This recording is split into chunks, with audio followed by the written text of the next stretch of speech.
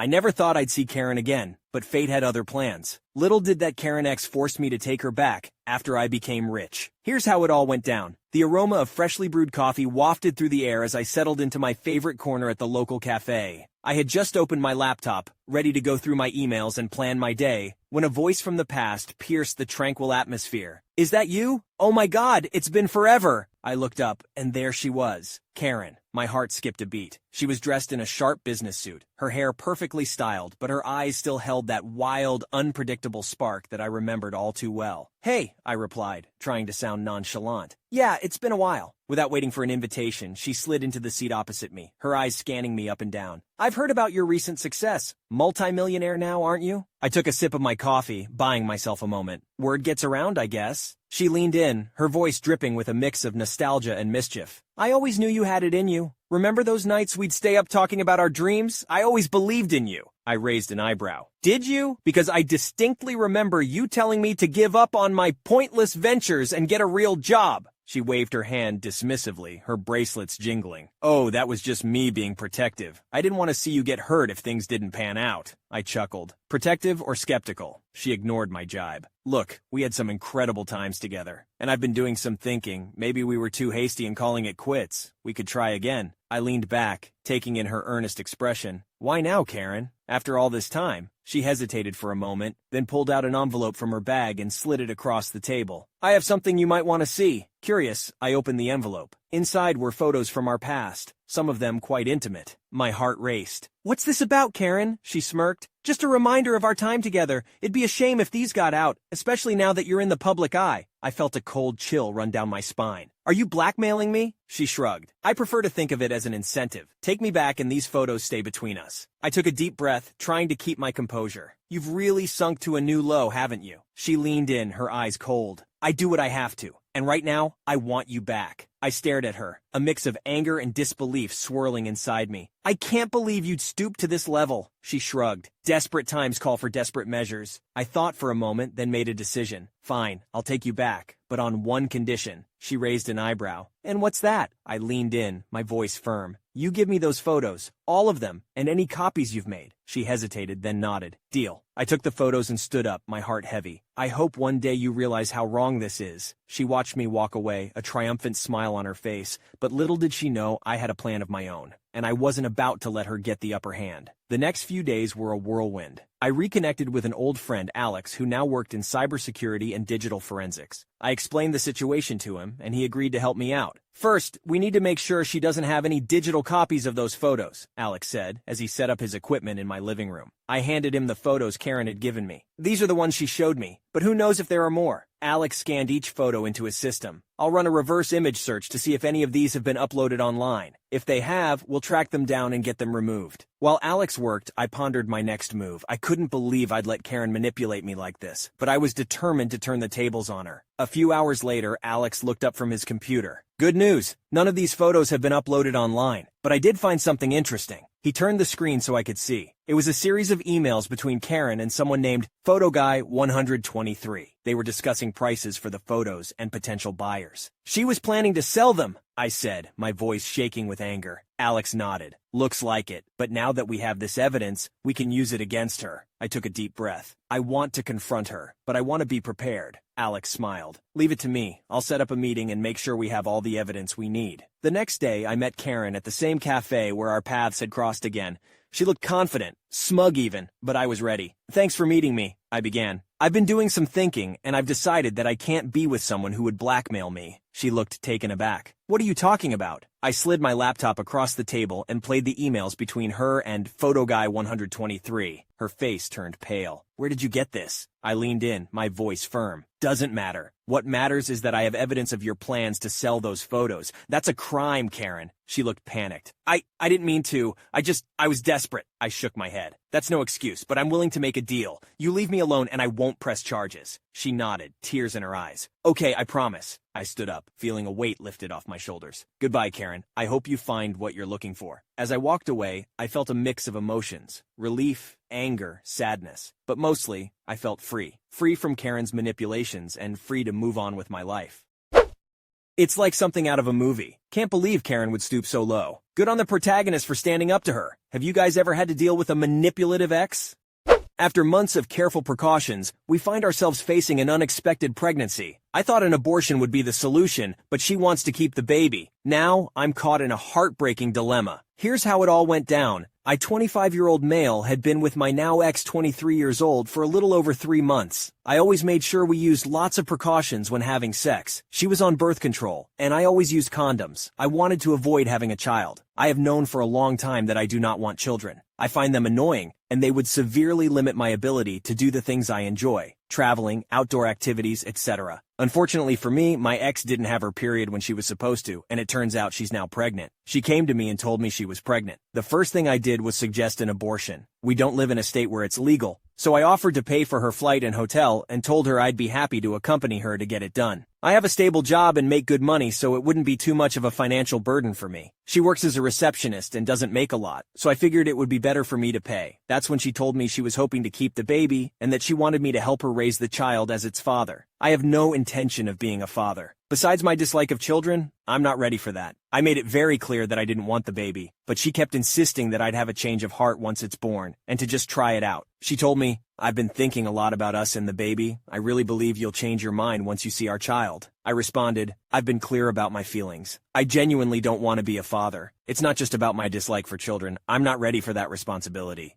She said, "I thought love would make things different. I thought we could face anything together." To which I replied, "I wish it were that simple, but this isn't something I can just change my mind about. If you decide to keep the baby, I'll provide financial support, but I can't be there as a father." She then shared, "Every night I dream of us as a family. I see you holding our child, and it feels so real. Can't you at least try?" I told her, "I can't pretend to feel something I don't. It's not fair to you, me, or the child. I've made my decision, and I hope you can respect it." After a long exchange, I told her that if she intended to keep the baby, I would not act as a father. I broke up with her and told her that I would pay child support once the baby is born, but I expect her to respect my wishes and keep the child away from me. Since then, she's been frantically texting me, begging me to come back and telling me she'd forgive me. She sent me voicemails crying. It does hurt to see, but I haven't responded. The other day she texted me saying how she can't raise the kid alone and how I'm basically forcing her to get the abortion just by leaving. She called me an asshole, an abuser, and a sexist. She ended the text begging me to talk again. I certainly feel shitty. I really liked her and we had a good relationship before this, but I just don't want to be a father. I'm already bitter about the fact that I'll have to pay child support for 18 years, which will somewhat limit me financially. I also feel it isn't right for a parent who doesn't want their child to be involved. I just end up taking that pent-up anger and bitterness out on the child who is ultimately innocent, which I feel isn't right. With all this said, I come here to ask, am I a jerk? I certainly feel like one, but I also stand by what I did. On the topic of a vasectomy, I tried. I met with a doctor last year and asked about getting one, but he refused and said every doctor he knows won't do it until you're at least 30. It's a conservative state, and while I dislike the politics, I was born and raised here, so I'm still attached to the state and have never felt the urge to leave. Someone said I should have flown elsewhere to get one, and I guess they're right, but I just didn't think about that. On the topic of birth control, I bought the condoms myself, so they were fine. Whenever we were done, I'd throw used condoms. I'm the dumpster, so I don't think she went dumpster diving. I asked her on our first date if she was taking birth control, and she said yes. I took her for her word. Maybe foolish to just believe her, but if she was lying, she'd be the first I've met to lie about that. Most girls I've met are honest about it. I assumed she was on the pill since that's the main birth control I know, but maybe she was on something else that I'm not educated enough on. That being said, I'll follow your advice and lawyer up, plus get a paternity test. I don't know how long that will take. I have hired one of the better family court lawyers in my state. She has someone representing her pro bono. It has been made clear to my ex and her representative that she is not to contact me personally, and that all contact will go through my lawyer from now on. A paternity test is scheduled for next Wednesday. I don't know how long it will take to get results, but the test is happening. If the child is mine, we will go to court to determine child support payments, and will set up the process for me to sign away my rights. At the beginning, I said I made sure to use lots of precautions. I had thought people would take away from that the idea that I had made my intention to not have kids clear at the beginning. Just wanted to make that clear. She told me she wasn't looking to have kids. I should have been more clear about this, I guess. I was under the assumption that she didn't want kids, which is why I was blindsided by her change of heart once she was actually pregnant. I understand it happens, feeling change or whatever, but for me it was a big shock. When I go to get the paternity test started, she will also have an ultrasound, and we'll talk then. So we had the test done and the results are in. The baby is a girl and is indeed mine. When I saw my ex, I had a talk with her. We talked about birth control, and she told me she was on birth control and had no intention of having children. But once she found out she was pregnant, she changed her mind. I believe her. She was hopeful that I would come around to that perspective, so I made it very clear that I will not be part of the child's life and gave her 3 options. Option 1, get an abortion in any state of her choosing, and I'll pay for her to stay there for a week so she could basically take a vacation to Hawaii or NYC or LA on my dime, but I need to come with and get confirmation that she had the abortion.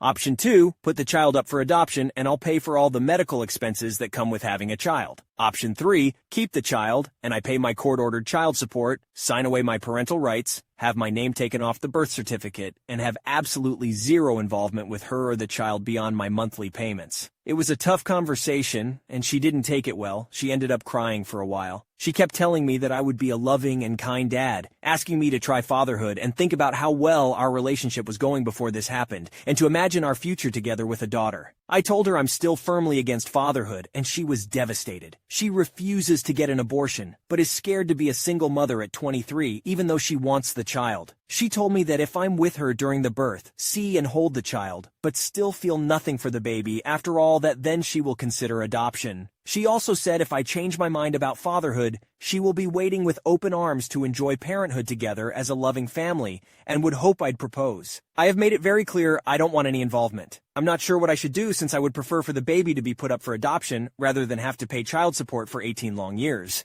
But I also don't want to be around the baby at all or present during the birth.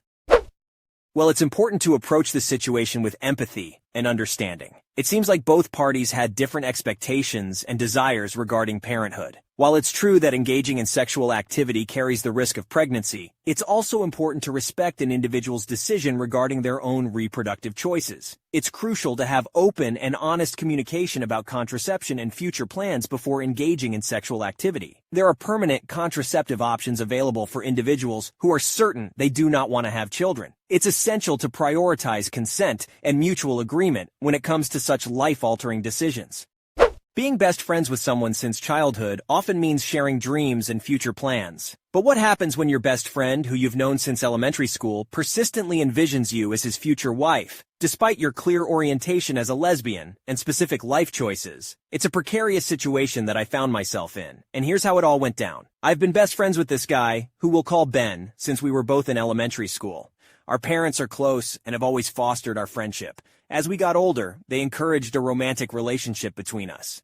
We dated for a year in our early teens before breaking up and deciding to remain friends, as I realized I'm a lesbian. The problem is that ever since then, when he talks about his future, he always envisions me as his stay-at-home wife. Initially, I found it cute, thinking it was just a best friends dreaming about living together scenario. However, recently, it has made me uncomfortable because it's clear that he is genuinely serious about this idea. Things came to a head yesterday when he called me after a Tinder date. When I asked how it went, he ranted about how horrible the girl was and how they were incompatible. During his rant, he mentioned that she asked about his future plans and couldn't handle his response. His response? He talked about having me move in with him working full-time while I stayed at home taking care of the house. He also mentioned wanting to have a dog, a cat, and even raising children together. Naturally, the girl didn't react well to him essentially describing a married life with another woman, and she left the date immediately, leaving him with the bill. At the time, I didn't say anything, but it really bothered me. Ben knows I don't want kids, and I don't want to be a stay-at-home wife. He also knows that I don't have romantic feelings for him or any man. The fact that he is so genuinely serious about this strange fantasy makes me uncomfortable. So how can I address this with him without causing issues between our families or damaging our friendship? Aside from this issue, he is a great friend, and I don't want to lose him. So I asked my older brothers to come over before inviting Ben to my apartment for a talk, so that if Ben acted out, I would have someone to both witness it and protect me. They stayed in my room, with the door open, while I talked to Ben in the living room. Ben's knock on my apartment door was soft, but the weight of our impending conversation made it sound thunderous to my ears. When he walked in, his eyes darted around, sensing the tension in the room. "Hey," he began. "Is everything okay?" I motioned for him to sit. "Ben, we need to talk." He took a seat, his face a mask of concern. "What's going on?" Taking a deep breath, I began. "I value our friendship truly, but there are some things we need to address.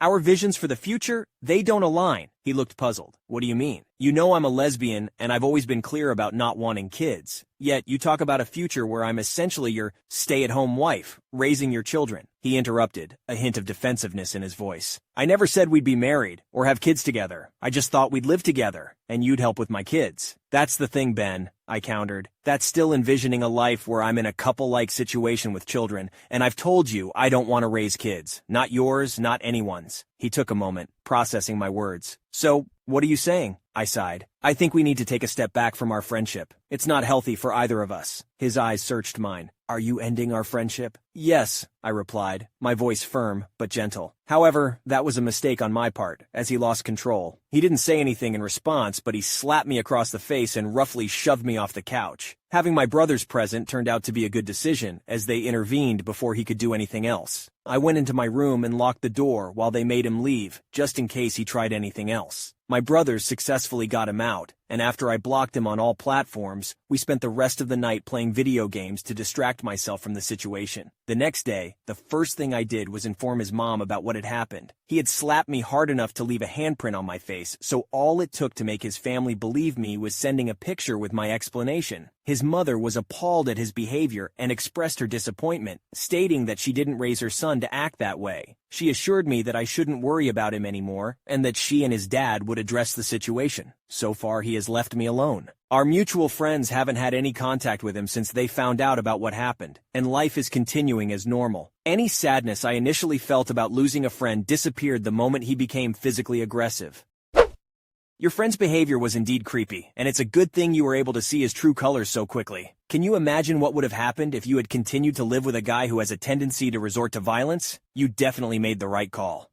Entitled customer wanted me to follow her home, but little did I know it would lead to a bizarre and unsettling encounter.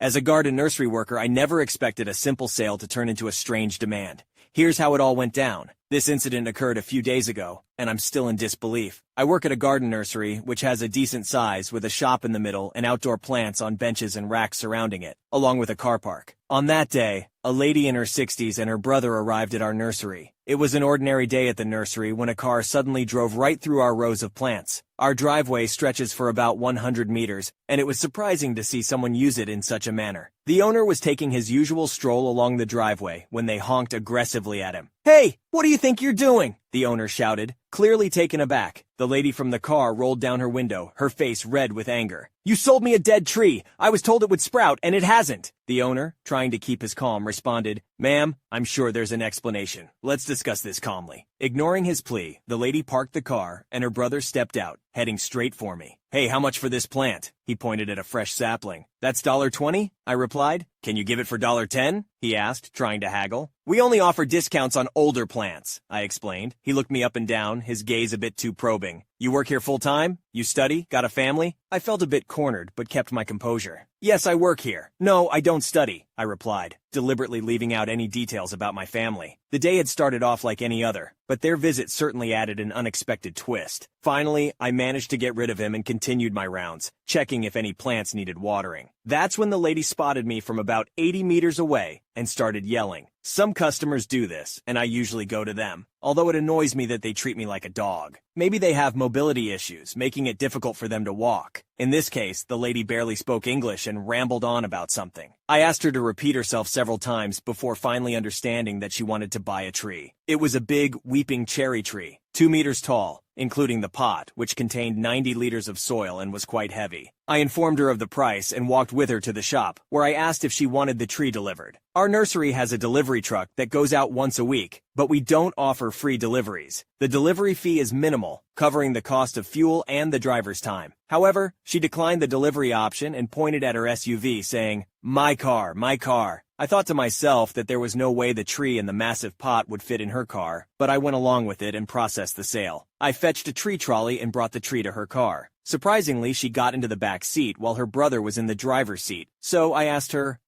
where do you want me to put it?" She looked at me and said, "Put it in your car, follow me." I couldn't help but laugh and asked, "What?" She repeated her request, growing louder each time. I told her that I couldn't deliver the tree since she had declined delivery and not paid for it. She then claimed that she didn't know she had to pay and asked how much it would cost. I inquired about the destination and she eventually mentioned a suburb 15 minutes away. I informed her of the delivery fee and she said, "Okay, follow me home and I'll pay you then." I refused, explaining that it doesn't work that way and that the tree would be delivered on Friday when she pays. I asked her to come back inside the shop. After some more time of her yelling instructions at me and talking to her brother in another language, I placed the tree next to the shop. She then approached me, continuing to yell at me to deliver the tree, claiming she would pay when I followed her home. I had reached my limit. I yelled back at her in the same tone she had been using, saying, "I can't. My car can't fit that tree. Only the truck can. I can't drive the truck, so it's literally impossible for me to deliver the tree, even if I wanted to, which I don't."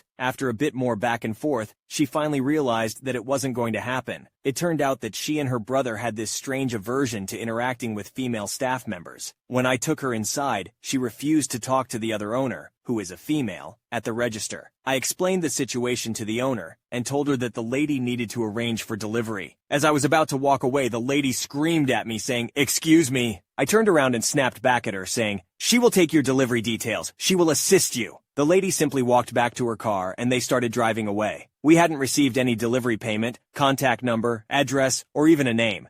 I had to run out to their car and stop them. However, she refused to give me her address, and when she finally did, it didn't exist when I checked on Google Maps. So she had paid for a tree, but we had no way to deliver it to her. The following day, her brother called, inquiring about the delivery, which was scheduled for the next day. I had informed the work group chat about what had happened, so everyone was aware in case they returned. One of our female staff members answered the phone and relayed all the information to him, emphasizing the need for payment. However, he didn't listen, kept interrupting, and complained. The conversation ended with her telling him to fuck off and hanging up. She did this because she thought we could refund their credit card and refused to serve them again. However, they had paid in cash. So, another staff member had to call him back, smooth things over, and arrange for him to come with his van to collect the tree. I genuinely hope they don't come back.